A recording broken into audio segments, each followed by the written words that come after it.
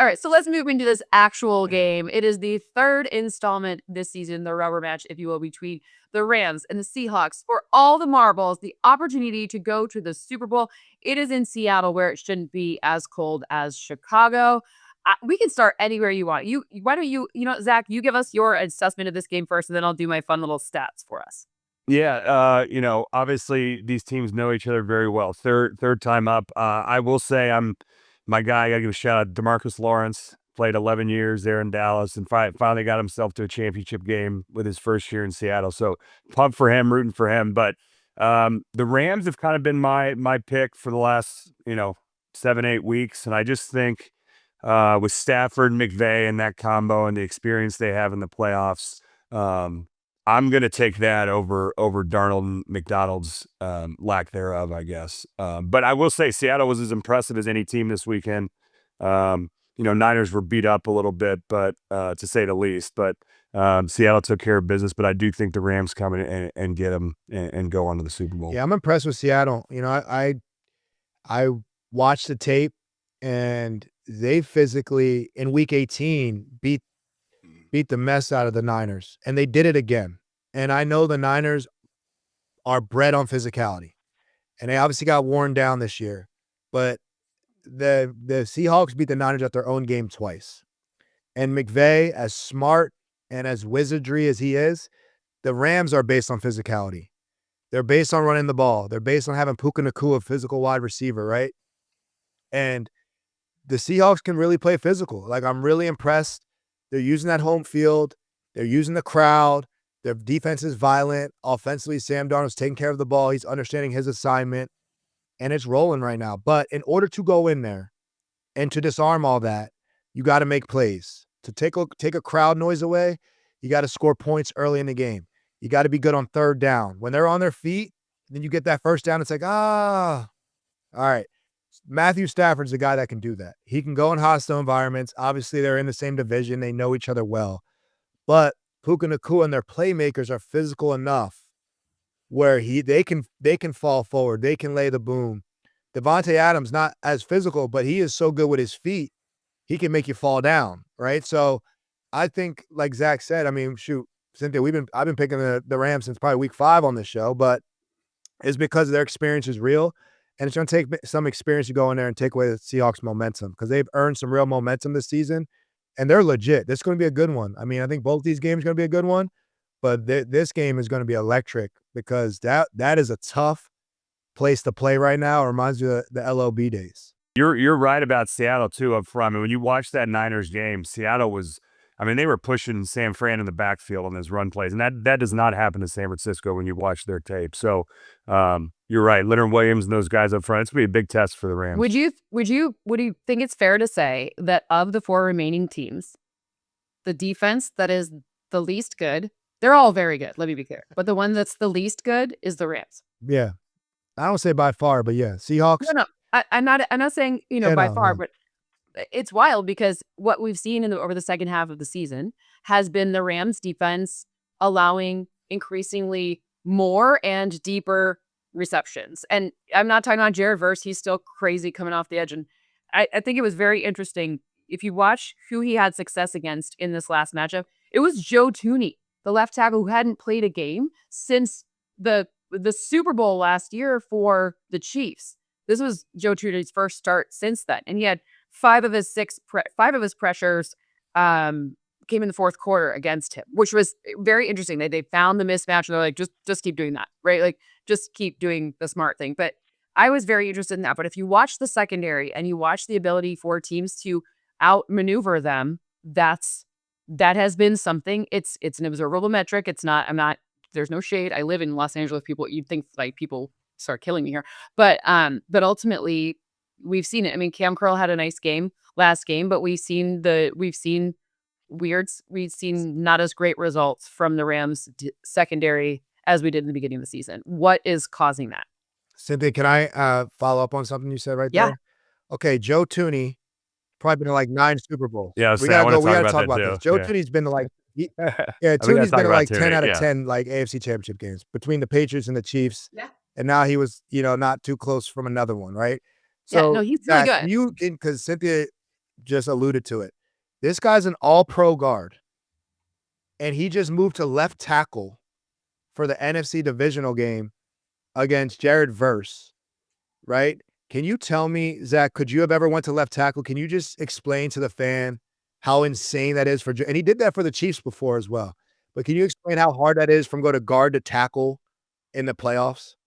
Yeah, it's like my worst nightmare. I will say, and I got to give Thuney love because the guy has been an elite guard for a long time, right?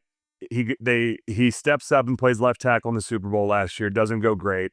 He plays exceptional again at guard this year, and then when they need him the most, they come to him and say, "Hey, can you move out to left tackle?" And he does it, right? So, when you've played inside, especially the entire year, I know he's had some reps at tackle, but when you're used to having a guy 6 inches away from you and getting your hands on him right away, and then you kick out there and you're in no man's land in space, and it is a tall ask for a guy who's not that big. I mean, Thuney probably goes 6'4", 305. I mean, he's not an enormous O lineman, and to see him out there and punching and staying in front. And yeah, Verse got some pressures, but I'm not backing I again. think just Yeah. no, I know you're not. I know. I just want to make sure everyone realizes how hard that is to do and what the Bears asked him to do, right? Because as a player, especially a guy that's been a lead at a certain position, you don't want to move from that position for multiple reasons. One, that's not your spot. Two, are you making the line worse when you're moving 2 positions rather than 1? But selfless enough to go out there and lay it out there for his guys at left tackle versus the heck of Cynthia, a I'll put it rusher. like this. It's like taking Kyle Juszczyk or somebody, the top fullback in the game, all Pro Bowl every year. Say, hey, Kyle, we're banged up. We need you to play X receiver this week against a cornerback and go get open. Like, it is nothing. I don't say it's not similar at all, but you're the best in the world at what you do. And then they want you to go play maybe at a harder position, more skilled position against someone who's one of the best in the world at what they do on 1 week's notice. It is insane for him to do it. And he's done it multiple times. And this is why Joe Thuney might have 4 or 5 Super Bowls to his belt. I'm not sure how many, maybe 6 Super Bowls. I think he won 3 with the Chiefs, 3 with the Niners, 2 or 3 with the Patriots, 3 with the Chiefs. So he might have 6 Super Bowls, but it shows you how. And I will say that Verse probably going into that game thought he was going to get more than 5 pressures on him, and for him to step up and really, really cool to watch as an offensive line guy. That's crazy. Okay, so let's switch. Let's just here's my first stat here was about Sam Darnold. So let's start on that because we're talking about the defense for the Rams, but let's just talk about start right there. He was sacked 2 times against San Francisco. However, when he was kept clean, 10 of 12 for 109 yards. He went 3 of 4 on intermediate passes, and he went 0 of 2 on deep passes. Now, the intermediate and deep stuff is what I think is really interesting against the Rams. Are they going to give him enough time to be able to make those passes? Because that is where Sam Darnold has been doing really, really well and just connecting with Jackson Smith and Jigba, or even, now we saw Cooper Kupp be a kind of added element. And of course, Rashid Shaheed with that first, special teams coming up. I'm glad he's back. That's a huge weapon for them. So starting in the passing game before we get to the question mark, which is the run game, but without Zach Charbonnet. So do you think he's going to be able to complete some of those passes against the Rams defense, who's been more vulnerable to passes lately? I do, because you said it right there. The Niners defense is so predicated on taking away the deep passes. Same as Seattle's defense. They're really not going to give that up. They're really well coached with Saleh. They had a bunch of liabilities, so they knew we can't give up the big ones. Like, that had to be the game plan, right? And if Seattle wears us out, they wear us out, which they did. So the Rams are used to having a high-powered offense. They're used to having a lead. So they probably, they are more susceptible to the deeper balls. It's I'm not saying not their priority. Every defense's priority is to take away the big explosives. But I think they will have more chances. And I think Sam Darnold will connect a little bit more. This might be a little more high scoring than obviously the last one they scored a lot and the other team didn't. But this might be a little more high scoring. Some defenses both might be a little more susceptible than they've been based on how good the Rams offense is and how the Rams defense gives up points. So I think Seattle definitely will throw the ball successfully downfield a little bit more because you got to give hats off to Robert Saleh and that defense on what he was trying to take away when your stars are banged up. I think it comes down to Seattle's got to make Stafford feel uncomfortable. They got to get some other way around. They both got to make him feel uncomfortable, but the Rams got to get some pressure, right? Like you said, you've seen the Rams give up some stuff on the back end, and Young, Verse, Fist, these guys got to come alive. I don't think Seattle. I do like some of the guys on their line. I like Babel, the young guard. Ray Zabel. Love the We name. got some other guys, but yes. But as a whole, they're going to have to come up and protect as a whole if they want to give him a chance to push the By the ball way, downfield. I hope that the Seattle Seahawks are watching and they clip that off, because I feel like, coming from you, that kid would be like, "Holy smokes, you even knows who I am? That's crazy." So Oh yeah, I've been we'll have to watching. call He's them. good. Okay, so how do they outlast? Like, one of the ways to keep pressure off of Sam Darnold is to run the football. We know Kenneth Walker, obviously, he had a lot of success running to the outside against the Niners. 3 touchdowns scored on outside rushes. Okay, let's be honest. After a while, maybe that first one was like a true dagger. Some of the other ones were maybe a little less daggery, but he had 116 yards on these outside runs. Usually we see Zach Charbonnet be the red zone threat. They're kind of used kind of interchangeably. They both get some pass catches, etc. Like, is Kenneth Walker going to be enough to, the Rams are good at stopping the run. We did see, it's interesting because DeAndre Swift against them on runs to the right, they were so successful. On runs to the left, they were shut down. So it was. I mean, who knows? I don't know if that was something they were purposefully giving up or not, but it was kind of a stark contrast. So what do we see about the run game for Seattle in this one? Because to me, I think that's the key, because Sam Darnold cannot turn the ball over more than one time, in my estimation, before it becomes something that's untenable. Yeah, I mean, they're going to have to run the ball, because again, it comes back to that we can't keep giving Stafford the ball, right? We can't. He's got enough weapons. Obviously, Chicago. That's what I was most impressed with, is them to shut down kind of a Puka and Adams, right? But you can only do that for so long. So both teams are going to have to run the football. Late in the playoffs, right? It comes down to, if you watch these games, it's coming down to turnovers and can you run the football and play good defense. So I do agree with that. When you look at the games from last week, every team that lost the turnover battle lost the game.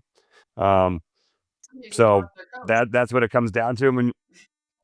And when you're running the football, those chances go way down. You gotta run to control the game in the playoffs, but you gotta throw to win it.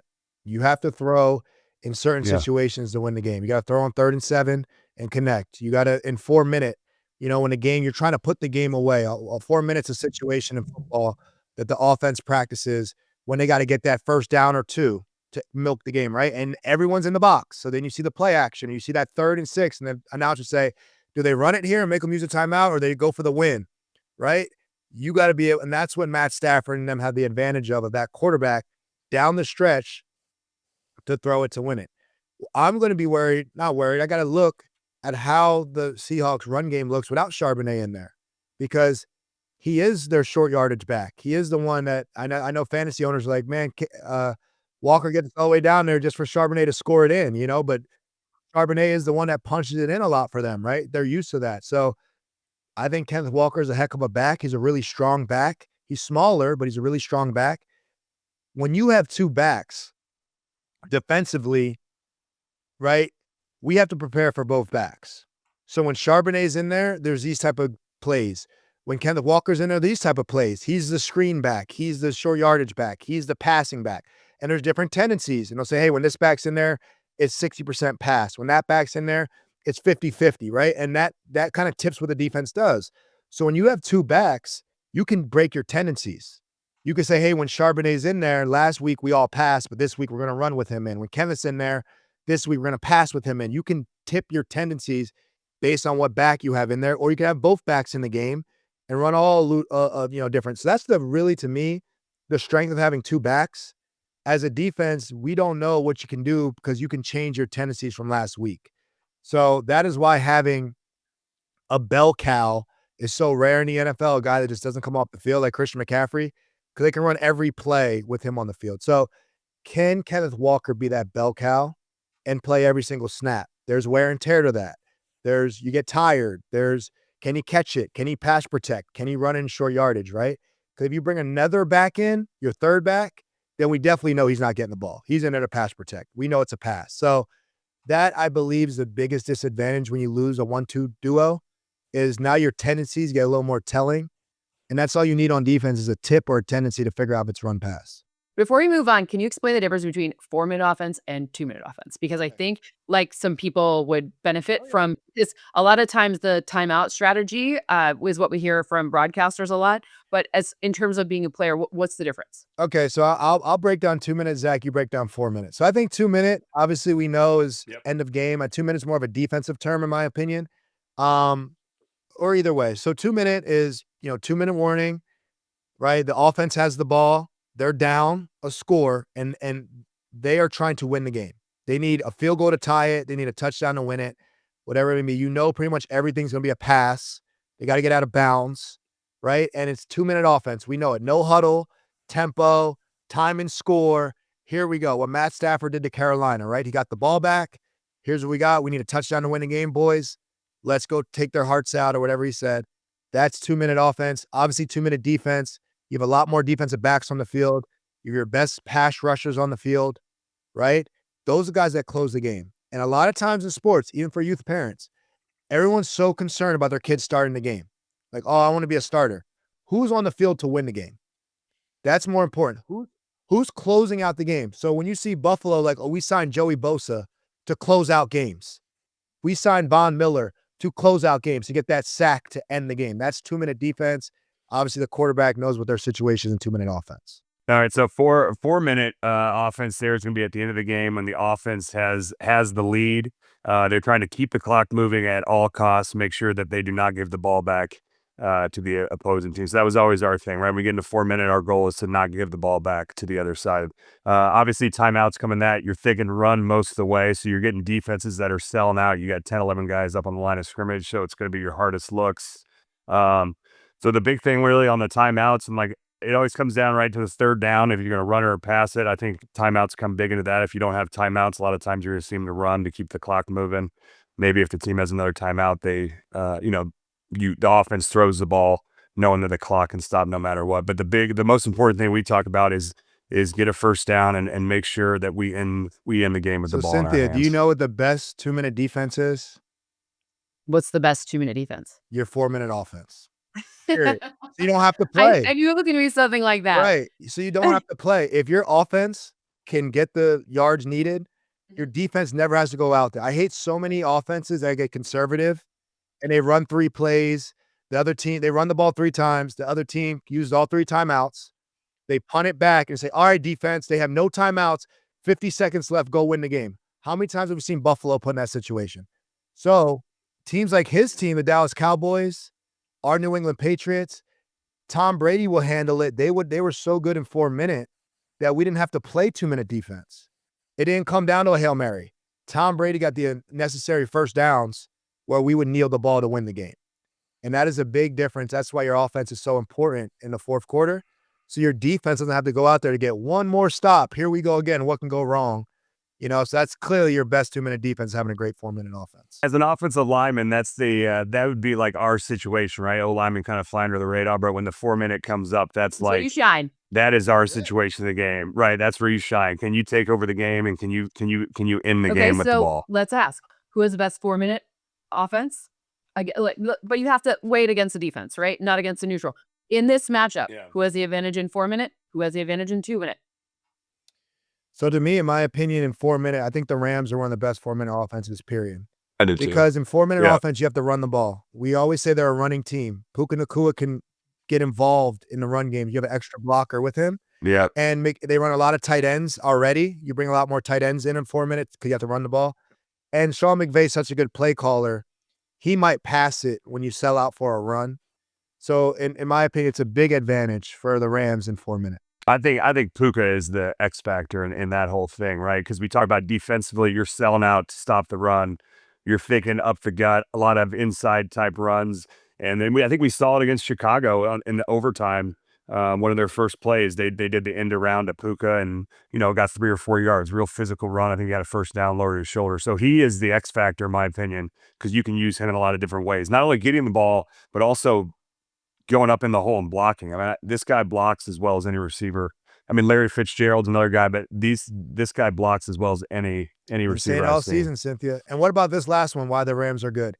If you sell out for the run, right? We have everybody in the box, all 3 linebackers, got our safety down. Then you have a one-on-one outside with Devontae Adams or Puka. You can throw them a screen. You can throw them a slant. Matt Stafford can say, hey, man, there's a lot of people. We have 20 people at the line of scrimmage. Let me just throw this out to Devontae Adams real quick, who is one of the best one-on-one route runners of all time. So that's what makes them really difficult in the low red zone. That's what makes them really difficult in 4-minute. They can just toss out to Puka. That's a tough one-on-one tackle when he only needs 5 yards. So to me, they're the biggest to put away in a game. They're the hardest to finish because of what that offense can do in the fourth quarter. Which leads me to it's kind of like I was leading the witnesses here. My interesting stat here that I did think was quite interesting. We've seen the Rams play a lot of 13 this season. Like at least 10% of their offensive plays have been in 13 personnel. Last week, so 13, obviously 1 running back, 3 tight ends. Last week, they went back to 11. Like they just went straight 11. So it was almost entirely 11. They two touchdowns and 335 yards off of plays from 11 formations, so 3 wide receiver sets. I'm curious if that was something specific against the Bears, or is it just like, Sean McVay's like, I'm going to be a poker player and I'm going to, bluff for you. And it's really a 13, but 11, or making 11 out of 13, or like, all of these different, like what is that? I would say just that's a game plan thing. Like, hey, we have a mismatch here with 11 personnel. That's where my mind goes, especially with a team that's run that much 13 personnel on this stuff, and they've got tight ends, athletic tight ends that can do a bunch of different things. So, to me, that has to be just a matchup thing. That was their game plan going into the week. We're gonna wear out 11 personnel and make these guys run all over the field. I agree, Zach. That's a matchup. I'm loving Zach today, man. We got to bring him back every week. I'm about to cut him in my salary, get him every week. Look, he's making me feel good. So I think, look, because we're really talking ball now, and I think that that's a game plan for the Bears, right? And let's get them in smaller people, because when you put 11 personnel, that's when the nickel comes in the game. They take the linebacker out the game. They take the nickel in the game to cover the slot receiver now, right? And a lot of people get you in smaller defense to run the ball. So let's take a linebacker out the game, and then we'll run the ball against that look, right? Well, the Seahawks, I would think they live in nickel. I think they live with a lot of DBs on the field. Their DBs are extremely versatile. I played with Julian Love. I know Nick Immerwari. Witherspoon's really versatile of a defensive back. So they're all physical. They all can cover. They all can hit.